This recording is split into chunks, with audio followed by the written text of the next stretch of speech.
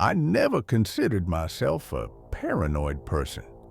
I live in a normal neighborhood, go to school, come home around the same time every day, and like most people, I never used to lock the door during the afternoon.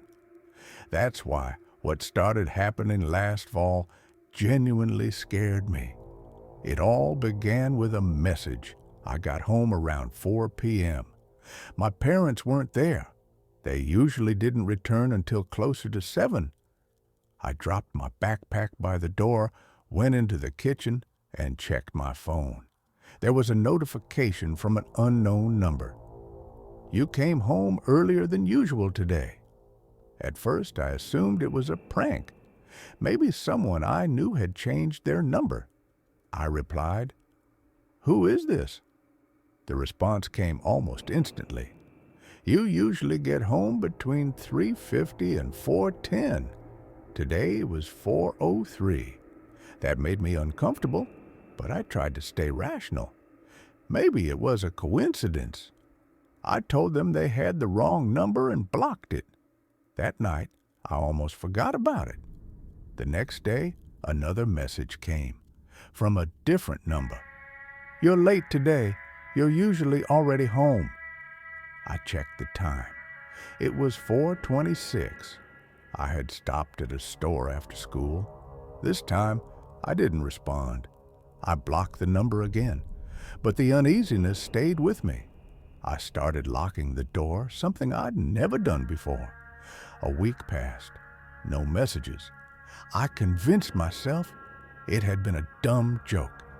Then I received a photo. It was a picture of my house, taken from across the street. I recognized the tree, the cracked sidewalk, even the curtain in my window. Below the photo was a message. "You left the curtains open again." My hands went cold. I slowly turned my head toward the window.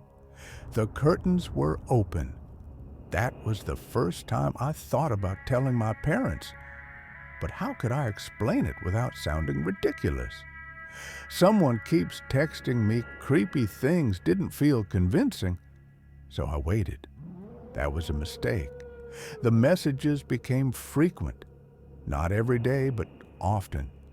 Sometimes they were short statements. "You don't like turning on the hallway light." "You always leave your shoes by the door." "You stayed in the bathroom longer tonight."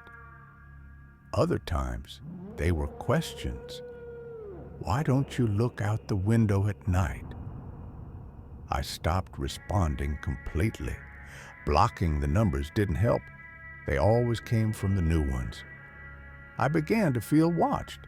At school, I scanned faces looking for anyone familiar. Nothing, just normal people, normal days. Eventually, I told my parents. My mom said it was probably someone from school messing with me and told me not to worry. My dad suggested changing my phone number, so we did. For 2 days, everything was quiet. On the third day, I came home and noticed the front door wasn't locked. I was certain I had locked it. I stood in the hallway listening. The house was silent. I checked every room. Nothing was missing. Everything looked normal. Then I went into my bedroom. On my bed was my old phone, the one with the previous number. I had left it powered off inside my desk drawer. It was turned on. There was one new message. "I'm glad you didn't throw it away." I didn't sleep that night. The next day, I stayed home from school. I told my parents I wasn't feeling well. They left for work, and I stayed in my room, avoiding the windows. Around noon, a message came to my new number. "You're not at school today." Something inside me dropped. For the first time in weeks, I replied, "What do you want?" The response was longer than usual. "I'm just watching. You're interesting. You always do the same things. But today, you broke the routine." My hands started shaking. I asked where they were. The reply, "Closer than you think." That's when I heard a sound, not loud, more like a soft click somewhere inside the house. I froze. I listened. Nothing. Slowly, I stepped into the hallway. My heart was pounding so loudly I was afraid they could hear it. I checked the bathroom, the kitchen, the living room. No one. As I passed the storage closet, I noticed the door was slightly open. It was always closed. I didn't open it. I went back to my room, locked the door, and called my parents. They arrived about 20 minutes later. We searched the house together. The closet was empty, but on the inside of the door, faintly scratched with a pencil, were the words, "You looked after all." We called the police. They checked the house, asked questions, wrote down numbers. They said it was most likely stalking and told us to be careful. The messages stopped. A month passed, then another.